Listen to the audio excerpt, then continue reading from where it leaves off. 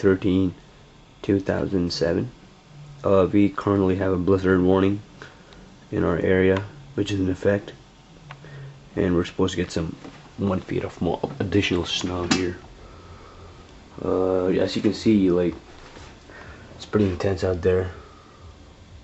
Snowing really hard, and just we got like that much snow yesterday night. It's about like 8 inches, and you can't like really see anything out there because it's like, yeah, you can see the visibility is down to 0. Yeah, look, this is the blizzard. As it's currently snowing really hard outside. That's how much snow we got. So you can see, if I can zoom in closely, see it's snowing like that really hard outside.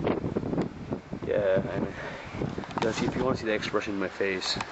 So it's really cold standing too. Oh my god, it's so cold. The snow is just like ripping through the air. It's so windy, and we're supposed to get like another foot of snow before it ends. So you can see the snow coming down. It's coming down really hard at the moment right now. Some of the snow that we got. God, I can't even stand in here.